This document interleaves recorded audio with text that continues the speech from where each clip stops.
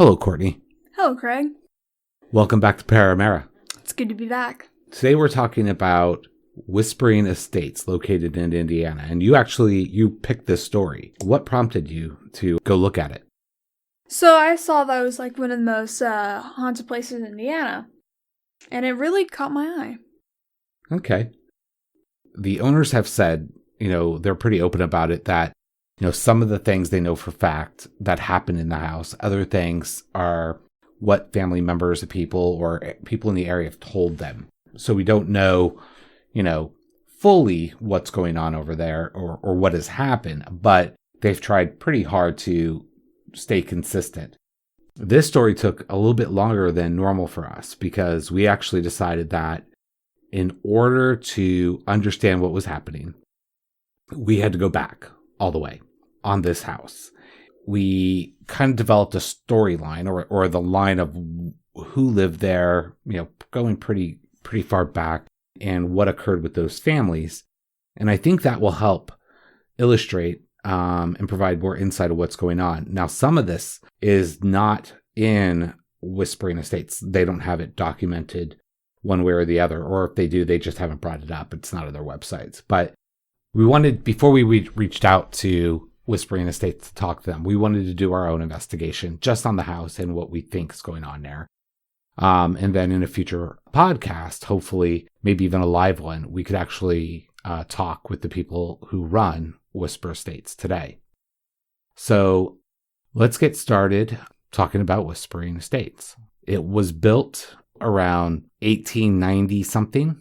We know that it didn't exist before 1890 itself, but somewhere after there it was built. And the first occupants that we are aware of were the Whites. And it was Dr. White, who was a physician, and his wife, Miss White.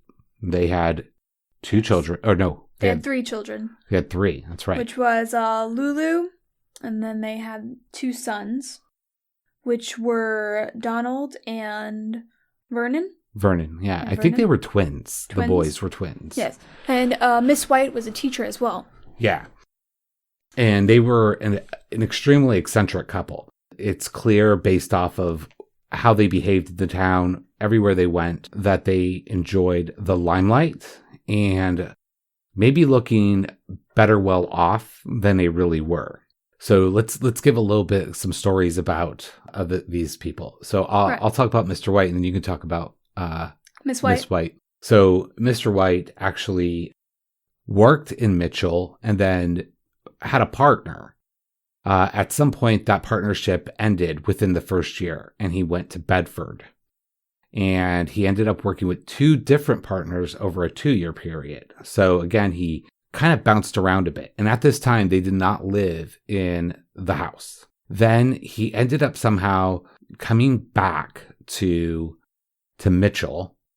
And this is really when we find out the first occupants of the home. And we know that he actually performed surgery and was a general practitioner at that house. And that's documented in the Mitchell newspapers of the time. So he had taken out ads. And it's kind of interesting because in later stories from different people who lived there, they always refer to the house being next to a church. But when Mr. White was there, it was next to not a supermarket, but like a store. I think it was called the Holmes Brothers. And so it's kind of interesting to see how even the town was growing and things were changing in that area. But he was super eccentric. It was clear he wanted to be rich, and he was pretty much willing to do anything to get there. And I think he made a lot of enemies along the way. Again, his partners were wanting him out of their practices. It appeared that they were kind of flipping the bill for the buildings they were working in Bedford. There was another town I can't think of, but it always seemed like somebody was flipping the bill and not him. So in the meantime, that's a little bit just a brief information about Mr. White. What do you know about Miss White? Well, one of my favorite stories I've heard about Miss White was the toilet incident, where she created a woman's toilet. Oh, I did read that, yeah. Yeah.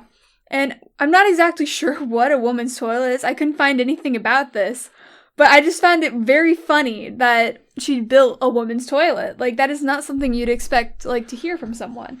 But apparently, she tried to get a lot of publicity out of it, too. To just, like, get the whole, like, town to, like, hear what she did. Yeah, and she had she took an ad out in the paper to have women come over and see her woman's toilet. Yes, she did.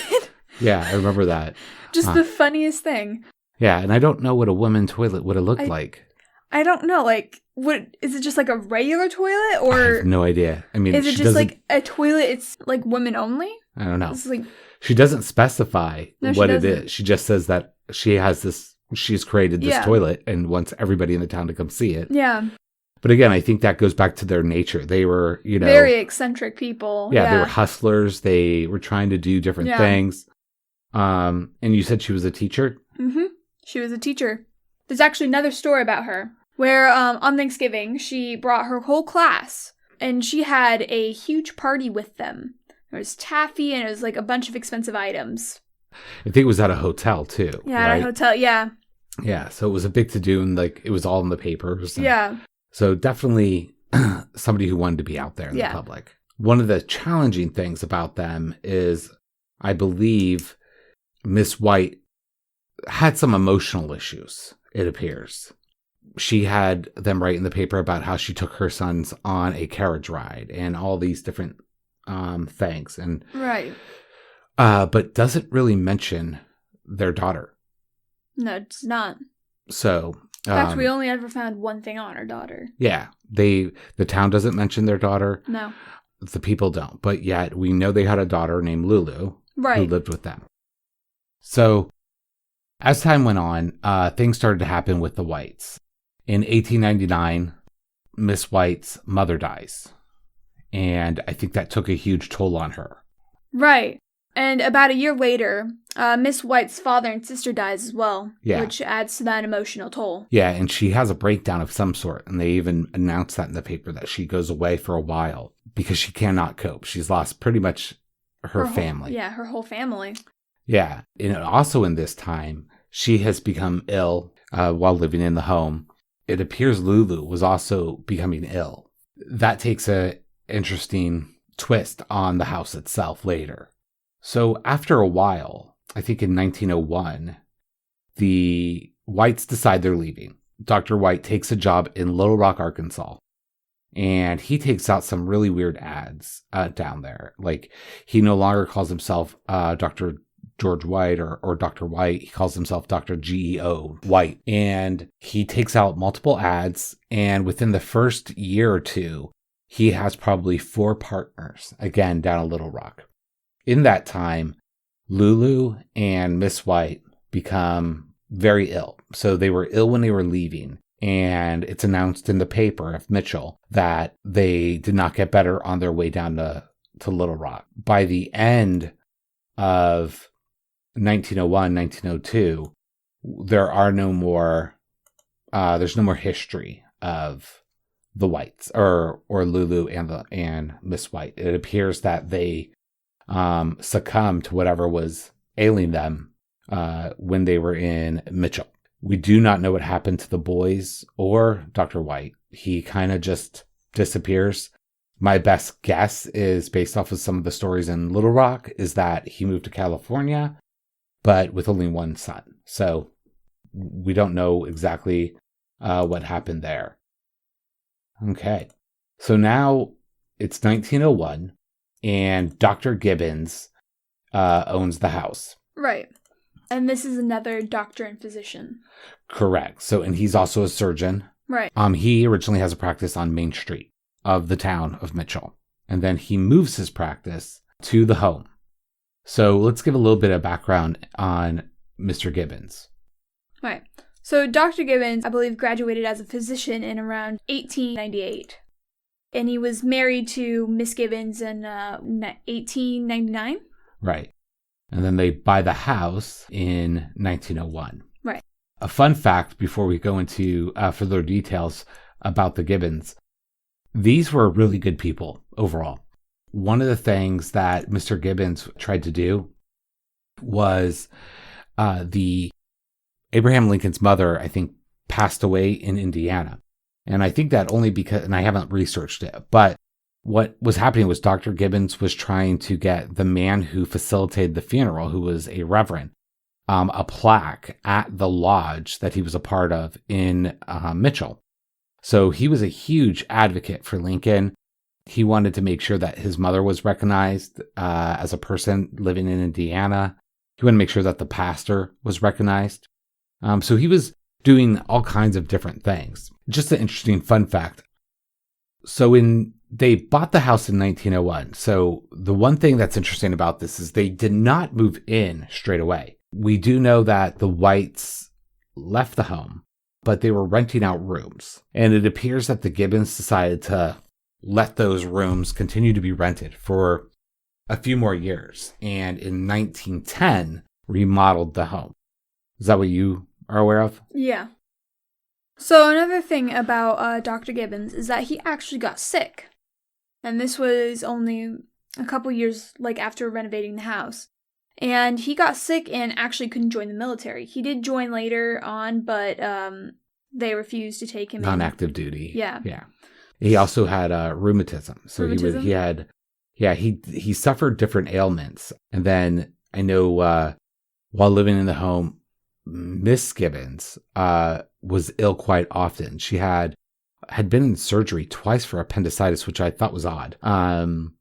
They also had their nephew live with them for a while, who also became ill and was taken to Indianapolis for surgeries, but they don't ever specify what those surgeries were. Just that Dr. Gibbons took him there, right. Took his nephew there. And what is very interesting about the home is that the house was struck by lightning. You'd think maybe with this, maybe the house being struck by lightning, it could have maybe more energy to it. Yeah, I see what you're saying. So yeah. With the house getting struck by lightning, and that took place in 1917, I think. Mm-hmm. And it knocked down a chimney, if I recall. They had to remodel a chimney. But yeah, all of a sudden, this huge surge of energy inside this house. Right. But it is interesting that the house got struck by lightning. The Gibbons that we know of had some adopted children. Right. One of their adopted daughters dies in a very bad accident. 1924? Yeah. Yeah. And it was pretty severe. She had both her legs amputated, and she died from the blood transfusion. So I think it was she got hit by a train or something. I think she did get hit by a train. Yeah. They did have another daughter and adopted daughter. Right. And I believe she moved to Pennsylvania or something. But she was perfectly fine. Now, this brings in different stories about the Gibbons having a daughter named, I think, Rachel. Yes. And that she got burned in a fire. Right. We couldn't find anything directly related to a child named Rachel, but we were able to find information directly related to their other children. And I think that they, even in the funeral announcements for Miss Gibbons and Mr. Gibbons, Dr. Gibbons, they actually never reference a Rachel, but they do reference the ones that were the one that passed away and the one who was alive. Right. But they did do a lot, and they did take care of a lot of people. And we know through different articles that at that time, Mr. Gibbons would open the house up for people who were very ill, and he would have them stay there. When they would stay there, they would sometimes perish in one of the rooms of the house. This could be a child, but it wouldn't be uncommon for it to be an adult as well. Right. And this can add to the factor that there could be dozens of ghosts in the Whispering Estates, adding to all this paranormal activity there. Right. So Miss Gibbons dies in 1934.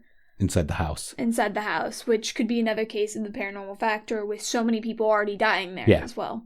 And this is right after their daughter, yes, who was adopted, dies. So I think there's a mix-up sometimes in the stories of they did have an older daughter. She had her legs amputated, had a blood transfusion, dies. And then not too long after, Miss Gibbons dies. Right. Those stories correlate directly. But again, we're not saying there wasn't another person, but it doesn't match the time frame. Right. So Dr. Gibbons dies in 1944, and he's buried in Mitchell City Cemetery. Totally loved by the town. His wife loved by the town. And these are two very different groups of people now that have lived in this house. So you had the Whites, who are completely eccentric and really wanting everybody to just kind of love them. Be the center of attention. Yeah. And then you had the Gibbons, who were literally giving everything to the town. The interesting thing about them is that everybody seemed to be sick in the house. Yeah. Dr. White would have illnesses. Dr. Gibbons had lots of illnesses. Dr. Gibbons' nephew, who stayed with them, got sick. Their daughter got sick. Lulu and Miss White got sick. So there was a lot of weird illnesses and such. After that, it kind of gets a little bit blurry on what is going on with the property for just a little bit. It looks like a few people may have owned it or tried to convert it into different things, but it eventually is owned by Ora Hopper. Mm-hmm. So he ends up getting the house. So there's some interesting things about Mr. Hopper. One is that he was a school superintendent for Salem, Indiana, and he was actually discharged for misuse of funds. And this was a huge to-do in Indiana. It was in every paper about what was going on, and he denied all charges. He did not go to jail or anything for that, but he did agree to leave his position. So the house is bought by the Hoppers, and they have a daughter named Reba.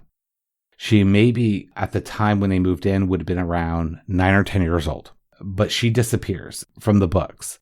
So we know something happened, but what happened, we don't know. We do know that Miss Hopper was in car accidents with her more than once.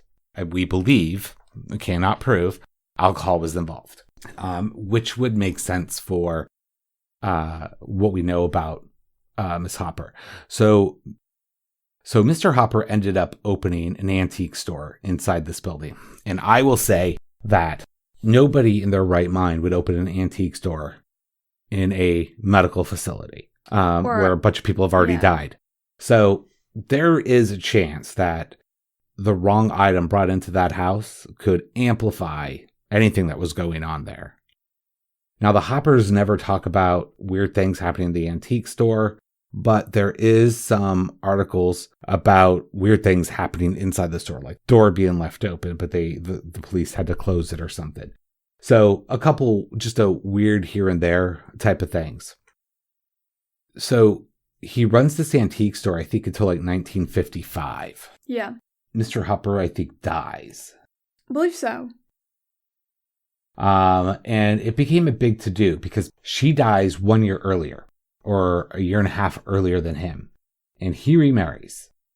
He dies. Not too long after. The family didn't know who was going to inherit the home or any of his possessions. And it ended up that the courts in Mitchell decided that his new wife would inherit everything. And she basically held a bazaar, which is basically like anybody could come in and buy out all the antiques. She wanted everything gone. So that is literally all we get to know about them, the Hoppers. We know they had a daughter named Reba. We know she probably passed away. We believe she passed away in the home, or while they were living in the home, I should say. But there's not a lot of other information regarding that.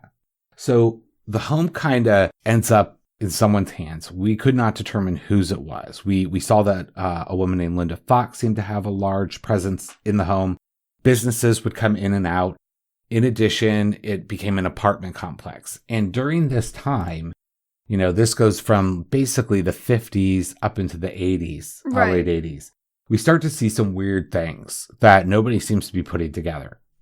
Right. Such as Leona Alspaugh dying while she was living in the home, which was about 1969. Yeah. And there are different reports of other people who had lived in the home passing away, but they never actually state that they were living there at the time. And Right. so we don't know if they were there or not. We just know that other people have passed away. They were clearly attached to this home at some point, and we don't know where they went. Right. Another interesting story is Gary Tolliver, who was a 9-year-old boy who dies living in the house in 1974. And what's interesting is that his dad died when he was 1 year old in 1966 from a heart attack. Yeah. The dad did not live there ever, but the mom moved into the house or into an apartment, basically, Right. of the house not too long after the husband's death. The boy had older brothers. He was super young in comparison to the rest of his family. The next closest to him was like 20 years old. So, and he was the ring bearer at his brother's wedding. But again, just weird passings. We know that the Tribune paper, I think, was inside the home for a while as a business. So I think the bottom level was used as different businesses and business types. And we don't know anything about like what those people would have saw and heard. I imagine that would be more local to where the people who run Whispering Estates would know. But I would imagine they would have had some type of challenge at some point. Maybe they saw something, heard something, etc.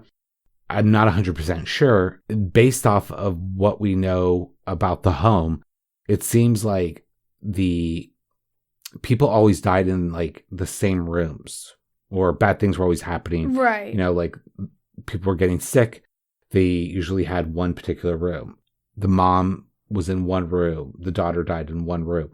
So they were all very specific. So it very well could be that things were lingering, but in different areas. Right. And then with the antique store, something being left in there, anything, and if it had something attached to it, it's possible that Right. it just made things worse or amplified it.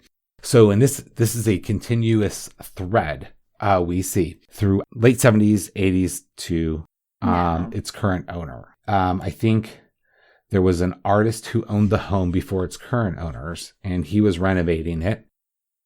And he was the first person to notice like strange things and happenings. And I honestly think it's because of his renovation that would have made things that may have been subtle, much louder. It's quite possible, again, I haven't been there, but if they put the home into the original layout, that could really disturb some people or things. Some presences there. Right. And, you know, so it's a very interesting history of the house. You know, I'm always skeptical of haunted houses, but there is just so many weird things about this house. There is.